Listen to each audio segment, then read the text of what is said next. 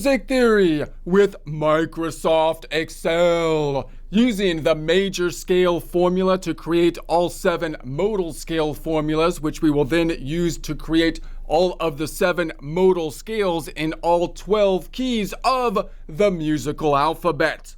So get ready and some coffee, because you ain't never seen rockin' unless you've done rockin' with Excel, which is that's what we do. That's what we're gonna do. We are in Excel. If you don't have access to this workbook, that's okay, because we basically built this from a blank worksheet but started in a prior presentation. So if you want to build this entire worksheet from a blank sheet, you may want to begin back there, or you can just continue from this point going forward. If you do have access to this workbook, though, 4 tabs down below: fretboard, example, practice, and blank. The fretboard tab, as indicated by the name, has a simulated fretboard that we will be referring back to. The example tab having the finished product, in essence the answer key. The practice tab having pre-formatted cells so you can practice the practice problem with less Excel formatting. But we're going to be working in the blank tab, which is where we started with a blank worksheet, but we'll be continuing in the blank part of the worksheet, this time practicing both our Excel formula and our music concepts, noting that those two things are actually the same thing, because you're going to have to visualize tables if you're learning music, and it's best to do that by practicing your tables using Microsoft Excel. Don't worry, if you're a music person, using Microsoft doesn't actually make you soft. Don't let the music bureaucratic people fool you. Using Microsoft doesn't make you soft, it makes you lean and mean. It's like music theory protein. Okay, anyways. Our prior practice problem, we worked with the major scale formula in order to pull 7 notes out of the 12 notes within the musical alphabet to create a major scale, starting out in the key of C, not because the key of C is particularly important from a theory standpoint, but because the naming concept results in the key of C not having any sharps and flats, giving us a nice internal control.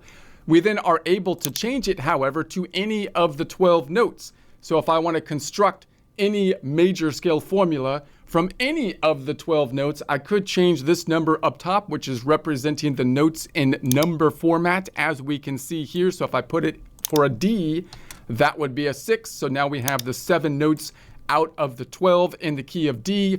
You can see it mapped out over here in terms of which notes are included. The blue notes are excluded. Here is the root in red. If I make it an 11, that's a G. So we can see then the G, which only has the one sharp and flat on it, noting the G is another very common key to play in a guitar. Although, of course, if you put the capo on the guitar, then they're all basically easy to play, and you don't even really need a capo because you can figure out how to do it anyways. But if I put that back to a 4, then we're back to the key of C. Now we also mapped it out this way, copying and pasting that so we can see everything side by side. So now we've got all of the major scales. How many are there? Well, there's 12 notes, and if I start on each of those notes applying the formula, then of course we get 12 scales. So we can do it in the key of A, and then we've got A sharp, and then we've got B, and then we've got the C again, which is what we started on. And then C sharp, right? And then D, and then so on and so forth, all the way out until we get to the G sharp. Now you might say, how do I do that? Because there's only, that's the last note in our musical formula. How can I apply the formula to there? Remember, we think of the formula as extending octavely on forever, or as a circle. So we can still apply the formula as though we're going around in a circle. So that's going to be the general idea. So now we want to map out then the modes. So if I start on within one key, we'll start with the key of C, then I can start on any of these notes and I can call it another scale. Now you might say, well, look, it's the same. You might call the terminology, the classical terminology, is a collection of notes, not really a scale. But most people seem to use scale kind of interchangeably right now. So if I say a scale, technically, I should be saying I'm going up in ascending order from the key of C. So it's a collection of notes that I'm playing as a scale, meaning I'm playing them in order and they're going up stepwise as we go. And then, but if I play the D first, and then I play them up stepwise as we go, we have the same collection of notes, but we have a different mode or scale that's going to start on the D, which from a modal standpoint would be a Dorian mode or a Dorian scale. So that's going to be the general concept. Now here's where the problem comes in with our conventions. What does this lead us to? If I look at this giant worksheet, what will this lead you to think from just a practical standpoint on the guitar? Well, it leads me to think that I have 12 different keys that I have to play in, even if I'm only playing in the key of a major key, because there's 12 of them. Okay, and they all have different notes. You can see they have different notes in them if I play the major key in different keys. And even if I stay in the same key, and then I start on like the D as the scale in the same collection of notes, but I'm now in the D mode, look what happens. I'm going to go to the example. What we customarily do is create a whole new scale, making it the 1. So now the D is the 1. So although I have the same collection of notes, I have now changed the relative scale positions. Why is that a problem? That's a problem because now it looks like I have to memorize 12 times 7 different numbering systems to play on the fretboard, because I have, but that's not really what happens, because what I'd like to do is keep the same absolute numbering system of the modes. So that's kind of what is happening. If you think about the Nashville number system, they're just going to say, hey, look, I'm just going to say everything's in the key of C, even though you're playing all these different modes, right? Which is usually a minor scale and the major scale. I'm just going to write it like you're in the key of C. Well, what is that doing? It's saying, hey, look, I want an absolute modal number system because that just makes sense. So let's just recognize that that's what we want to do and still be able to say, hey, look, I'm playing in the key of minor, but I'm still going to call it the node of an Aeolian node, or 6. Now, people don't like when you say modes and nodes. They don't like Aeolian. But when you say, I'm just going to keep it as the 6, that's cool. That's a shortcut. That's cool. But that means it's just a naming convention. That's the problem. You just don't like the Greek name. But you do like the concept, because of course you do, because it makes sense that we don't want to change the number system. So what does that mean? So as we do this, it's going to look complex, but let me visualize what we're doing here when we build this on the fretboard. Here's the 1 shape in the key of C. Remember that last time we saw that we can move this shape up. So if I moved it up to a D, then I say this is going to be a 6. Boom. Now everything has moved up. All of the relative positions are the same. This would be just like we copied and paste. Same relative positions. So if you learn the relative positions, then you haven't mastered on the fretboard all 12 shapes. I'm not saying, look, I could do 2 minutes, I'll show you all of music theory and you can be a master. No, I'm not saying that. I'm saying what you want to know is the idea that the shape is moving up, and then train your fingers in such a way that you are realizing what you're doing. Because your fingers won't realize that your fingers will be in a different place on the fretboard, and they'll know that. The fretboard has skinnier frets up there. Your whole hand is in a different position. You're not going to just be able to shift everything up in your mind and use your fingers in a different place, and it's going to feel different. But you can train your fingers way faster if you realize that that's what's happening, because then you can progress a lot faster. So then if I go back, let's go back to make this a 4 again. So that means that what is happening here is that if I'm memorizing the fretboard, I don't want to memorize, and I know I'm repeating this all the time, but I want to keep this in mind as we learn the thing that's going to overwhelm you, which is showing 12 times 7 different scales.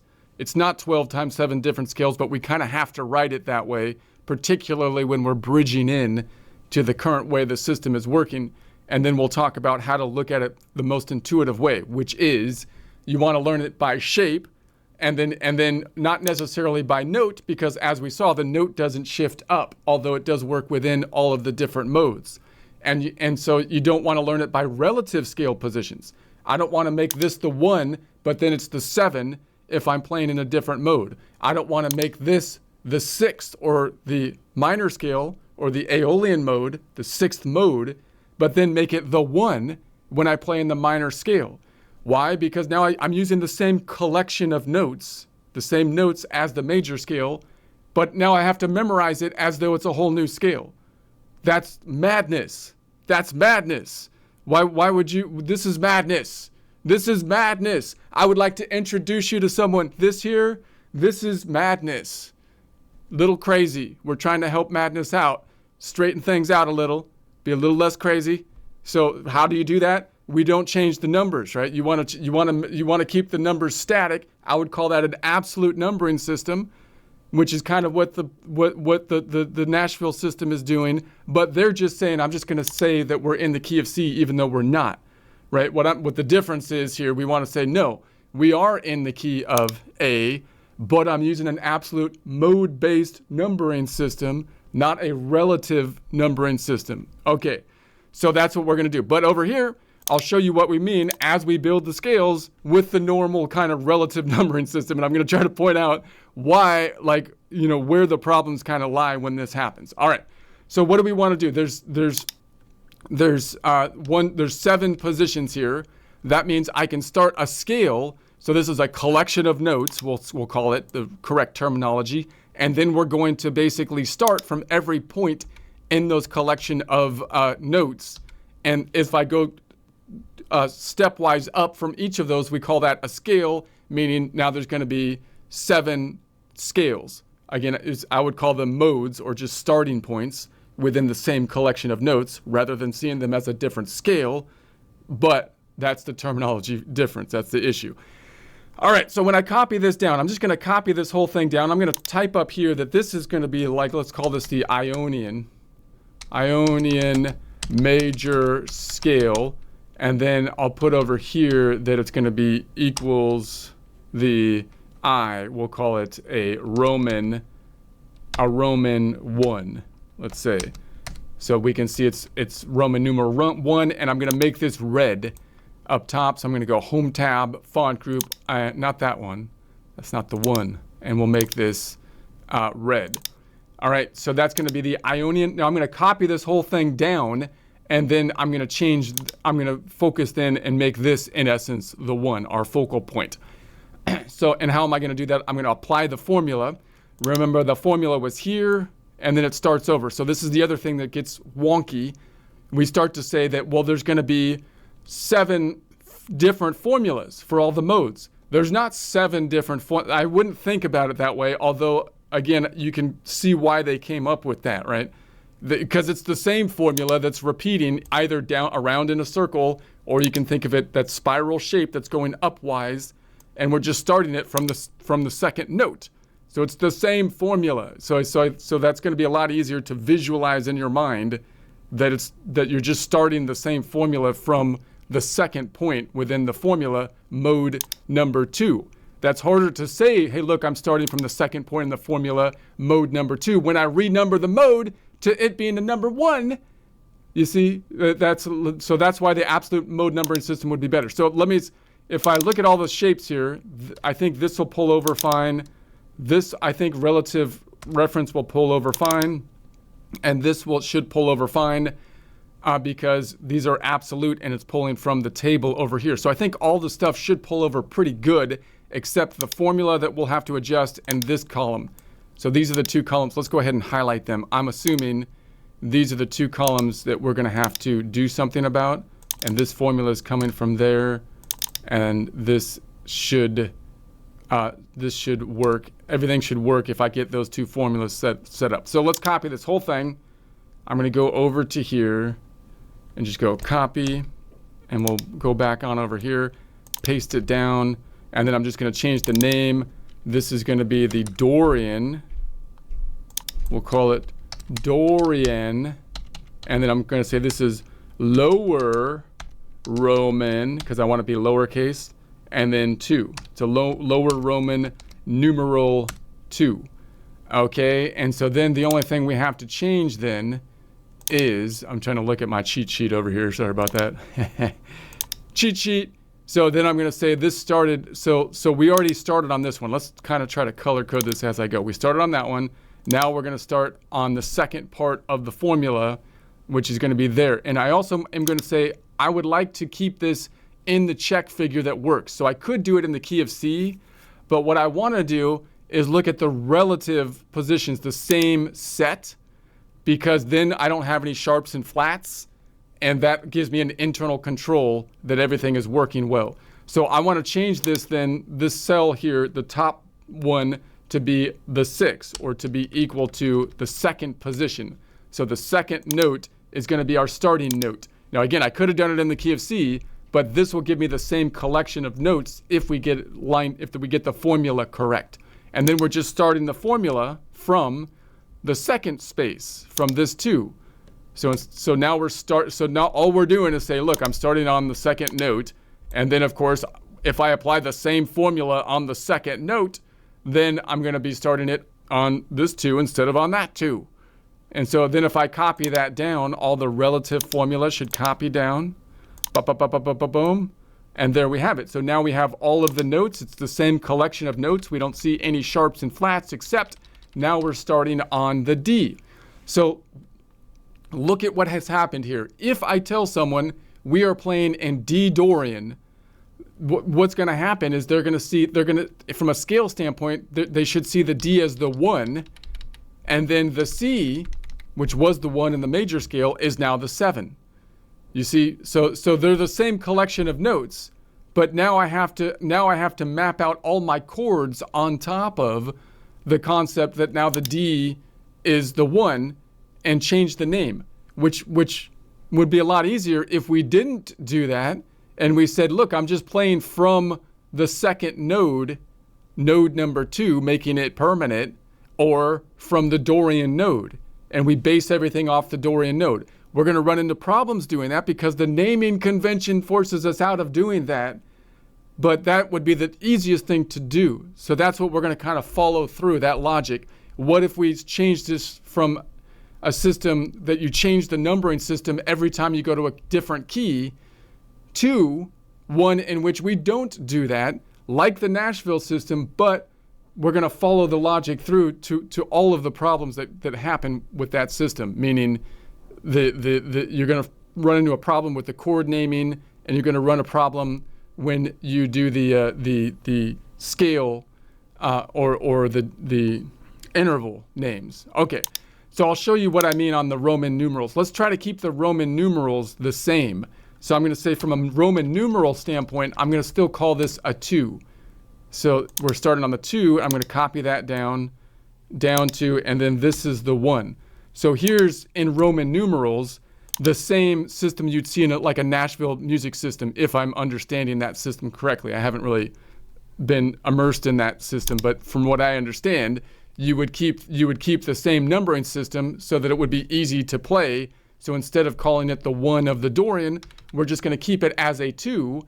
And I already know that the 2 is a minor chord. So from a chord construction standpoint, that makes a lot more sense. So then I would see that the key is in D, either minor or Dorian, right? By the fact that it's the tonic seems to be D, right? But you'd be playing it as though it was in the majors numbering system. So what I want to say, and what I think some of the people in like a jazzy area are doing, are saying, no, look, I'm gonna say that we're playing in Dorian, but I'm not going to change the number. I'm just going to say that's the node that I'm playing off of, and let's build our thinking around that idea instead of renumbering the system. That's going to be the idea. So that's going to be so that's it. So if it's a 1. If we renumber the system, it's still just on mode number 2 if we don't, and the D represents the node that we're on within the system. So if I go back on over to the fretboard, all we're doing is saying, well, look, now the D is our tonic. That's our center point. I call it absolute mode number 2, or the Dorian mode. Do I have to call it then this 2 a 1? That's going to make you memorize 7 different numbering systems for the same shape, which is not optimal. Right? That's not the thing you want to have to do. So let's go back on over.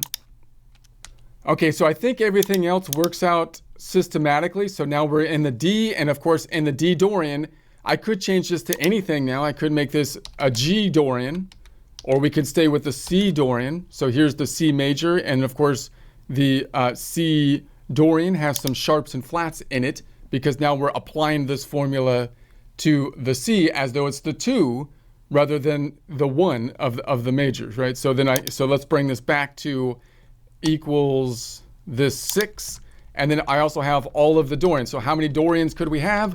We could of course have 12 of them, because we can apply this same concept playing off the node of the Dorian node, which would result in because there's 12 notes, you have 12 different, you can say, collections of notes, each of which have 7 different combinations.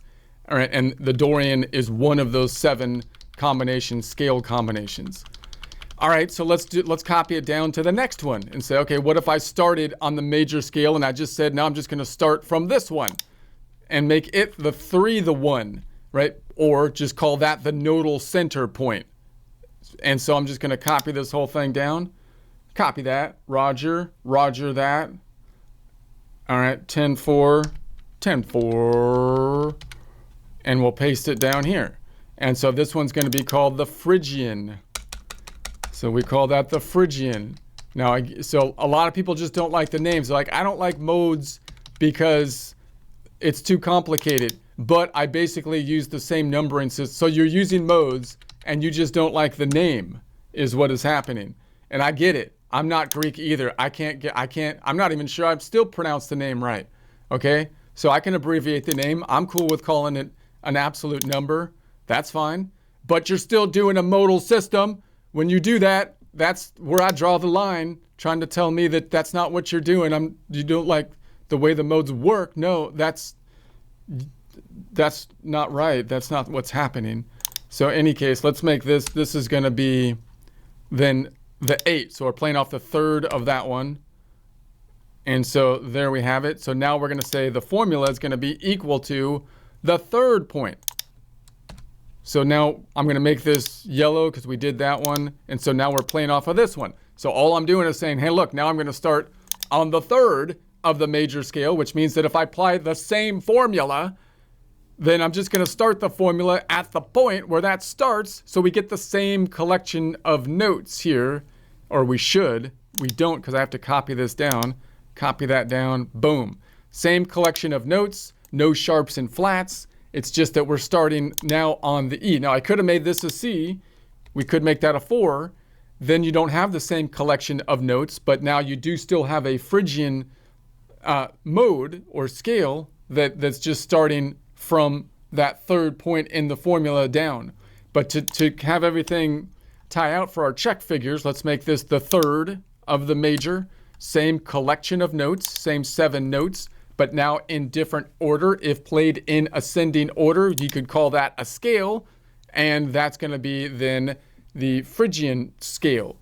All right, so then, and then of course we could have, how many Phrygian scales could we have? Well, there's 12 notes, so that means there's 12 different collections of notes times, and so 12 different Phrygian scales that we can have then. All right, so then, so that's going to be the Phrygian, and we do the same thing for the next one, which we call, wait a sec, I have to do my numbering system here, is now a 3. Notice this works. It's so weird because it pulls that one from here, and it just happens to work, and I don't even know why, but that pulls this one from here. So everything, because this one's being pulled, and then this one's being pulled from the one from the top. So everything happens to work the way that all the relative positions worked out, which is tripping me out, but it worked, right? So now so from like a Nashville music system, I would still call this the 3. It's the 3, or from a modal system, I'm calling it absolute mode number 3. I'm not going to call it the 1 of the Phrygian. I'm just going to say, no, we're playing around the 3rd mode, which I would call Phrygian, or you could just say it's mode number 3, which I know you play a minor chord from, which we'll talk about more why that is when we get into chord construction, but you just take every other note. That's the answer. So you take every other note, which happens to have a minor third, so you end up with a minor mode, which makes a minor chord, but we'll talk more about that later. Let's do the next one. Outra vez. Outra vez. Let's not make this one last forever if we could. Could we get through it this time? I've got dinner to eat, things to do. If you can make it, speed things up here. All right, so this is going to be, I will speed things up. Lydian, I think you can, anyways, let's go into here. This one, I don't want the lower bit. Remove that. And then this is going to be a 4 because this is going to be an uppercase because I would call that the fourth absolute mode, which you build a major chord on. And so I'm going to just say that this is going to be equal to the fourth. So I get the same collection of notes, the relative Lydian to the C major. And that means that up here, we just did this one. So we're on the one below it. We're on this one now. Let's make that one green. That's the one we're on, just so it's clear. Clear as crystal. This equals this one. Sometimes crystals aren't clear, you know? You ever seen those crystals where they're all fuzzy inside? I don't think saying something is crystal clear because it depends on the crystal, okay? You have to, anyways. So then if we go here, we can say then the formula, that looks good. So I think this is right. So I'm still going to say that now we're in the Lydian, but I'm still going to, from a modal standpoint, I'd still want to call it an absolute mode number 4, which I know then builds a major chord. If I say it's the 1 of the Lydian, then I'm going to have to, of course, memorize that the Lydian is a major mode and so on and so forth, which is good to memorize, but it's all already in the numbering system if you just use the same modal numbering system, which again is what the Nashville numbering system is kind of doing, right? Oh, you're playing the 4, right? As though it's the 1, because clearly that's the tonic, but I'm writing it as though I'm playing in the major key. Okay, that just all that's happening is we're saying, look, I'm gonna make that the modals. I'm just gonna use the same modal numbering system. Why? Because it obviously makes sense. Let's stop pretending that that's the unsophisticated way to do it. That's how you need, changes need to be made so that the way that makes sense is the way that we talk about it, because it's madness. I'm going to introduce, this is Madness. I don't know if you've met Madness. You probably have. If you've been doing this, you have met Madness. I'd like to introduce you and then say, look, Madness needs help, and we are going to do something about this. We've stood by long enough while Madness has been tearing themselves apart. Mixolydian. All right. So this is going to be Roman numeral number 5. Okay, and then this is going to be equal to, and number 5. Okay. So that's going to be the 11. So now I'm going to say, okay, on the formula, let's make this one yellow. So now we're on this part of the formula, and we're just going to start from there and do the same formula that goes around in a circle going down. So we're just going to say now we're on the 5th note, and we're just going to start from that part of the formula because that's where we are at formula-wise, and we get the same collection of notes if we start from that same note. So I'm going to say, okay, we started from that note. Let's pull the formula in from this point. Boom. Copy it down. Bam. All right. So now if I make the G the tonic, then I could say, well, now I'm playing in Mixolydian mode. Now it's the 1 of the Mixolydian. It's no longer the 5 of the major. But I don't want to say that. I want to say, look, even if I'm playing in Mixolydian, I want to see it as mode number 5 because I don't want to adjust my shape. And don't tell me that's not sophisticated. That's the right way to do it. That's the way you're doing it is madness. Okay? Because then you have to memorize 7 different shapes when you're playing all the same notes. Why would you do that? That's like digging a hole and telling me I have to fill it back in again. No, If there's a reason to dig the hole, I'm happy to dig the hole. But if you're just going to make me fill it back in again just to drive me crazy, then you can dig your own hole. Okay. Let's do the next one. So let's do the next one. This one's going to be Aeolian. And this is going to be Aeolian. And we're going to say this is going to be lower. Let's say it's lower tab and 6. Oh, there we go. And so now I'm just going to say, all right, this is going to start on the 6th note. So the 6th note is going to be here. That's going to be our A. So then if we get the formula right, it should be the same collection of notes. So I'm going to make this one yellow and green. And then we'll say that this one, Aeolian, is equal to that point in the formula, which is just going to copy down. Notice the formula repeats. That's why we wrote it 2 times. It goes around in a circle if you want to see it that way. So there it is.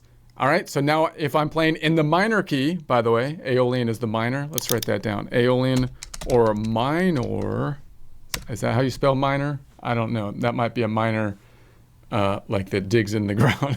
Talking about digging holes. That might be but they're digging holes for a reason, because that's my mine, and I'm digging for my own gold. As long as it's my own gold that I'm digging for, I'm happy to spend my time in the mine. Anyway, so we can say that's going to be a 1 for the minor, which is quite common if you're playing in the minor key. But again, I'd like to say, well, look, it's just on the 6th mode. It's still just the Aeolian mode. Can't I call it the 6th mode? Well, you're going to have trouble doing that, because then you're going to have to think about how you build a chord, which means you take the 1, 3, 5 of the chord. And when you talk about intervals, they call it the 1 and whatnot. Okay, I'm going to get to that. I'm going to get to that later. I'll show you how to deal with that, because there's a better way. There's a better way, people. And we need to address the problem. I want to recognize the problem, and I want to address the problem, because there is one. Don't you tell me that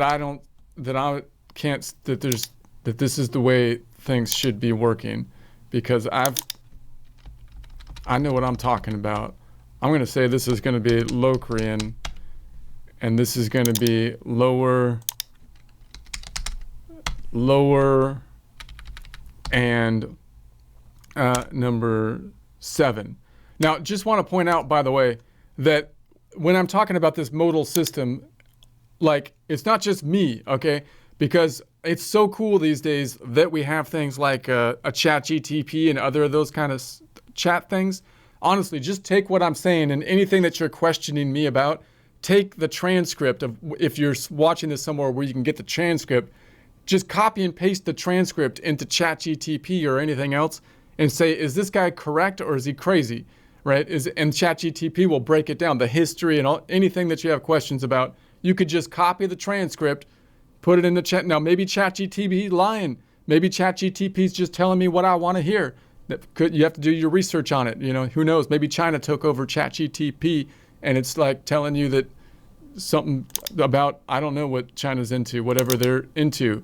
That it's like, let's put an and then a period. But you can at least check it out. At least it's someone other than me. If you don't trust me, which is fine. You don't need to trust me.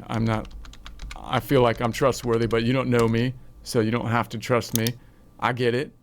That's cool. And let's make this yellow. So that's going to be the last one. And then let's copy that down. So this is the Locrian mode, the crazy mode. And let's make this, the number is going to be equal to the last one, which is going to be the 3. It was already on a 3. Didn't I do that already? So that's the B. So here's all the same collection of notes. There it is. All right. So note what we have here now.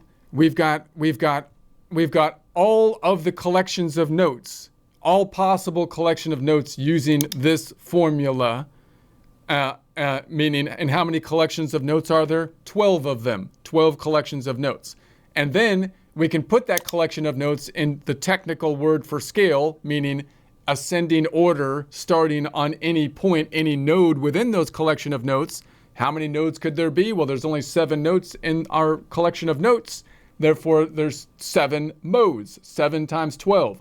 So that's where you get this idea of looking at chord books, which leads you to believe that you have to memorize 7 times 12 scales before they start doing funny things to the scales and adding half steps and then calling it a whole new scale, when all they did was add a half step, which you can do anytime because that's just how but you don't really need to think about it that way, right? That's not the way to think about it.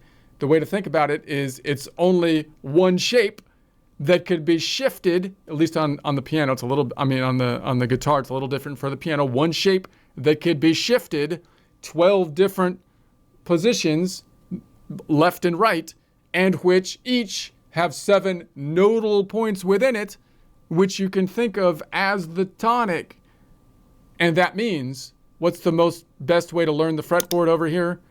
Not by learning the notes per se, although that would be a good thing to do if you could do that, but not necessarily by learning scale degree position, although you will have to kind of think about how to back in and talk to people in normal language with chords and whatnot with the scale degrees. But what's going to give you the most traction? Learning the modal points, and remembering how they don't change, and then thinking about how to bridge the gap of communication for a scale degree, and how to bridge the gap when you talk about intervals, how to bridge the gap when we're talking about then chord creation. That's what has not yet been done.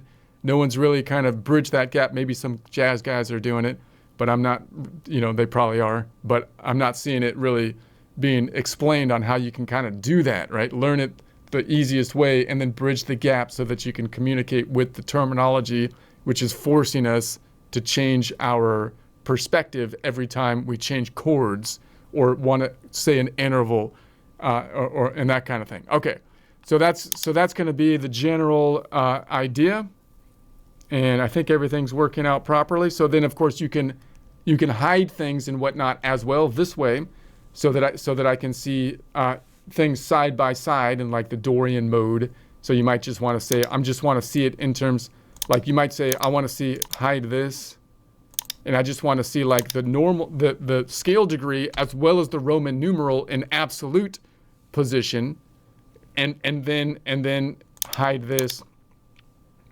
And so there we have, and so now you can see that. And then maybe I don't need the scale degree. I want to see the next one. Maybe I want to look at it and compare it to like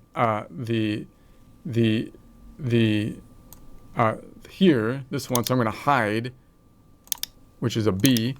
And so now I can see these kind of side by side. So they're both Dorians that I'm looking at in this case, but now you can see them side by side, and we can scroll up to their relative position. So here's the same collection of notes as in the major. Here's the same collection of notes as the B major. Here's the same collection of notes as in the this is the Phrygian. I hit it. I was like, where did it go? And then here's the same collection of notes here. So that gives you some flexibility, a worksheet like this, to kind of maneuver around and compare different scales, and also try to get this idea in your mind of the problem of changing the relative position scale degree and the absolute mode numbering system that we're kind of advocating for here, noting once again, we're gonna run into problems when we create chords and when we create intervals, and that will address those problems in future presentations in a more thorough way than I've seen, most people kind of like thinking about it, that will bridge the gap and help us hopefully communicate with them, but still think clearly without the problem of communication barrier to the way we want to see it. So I'm going to unhide that. Okay, so there it is.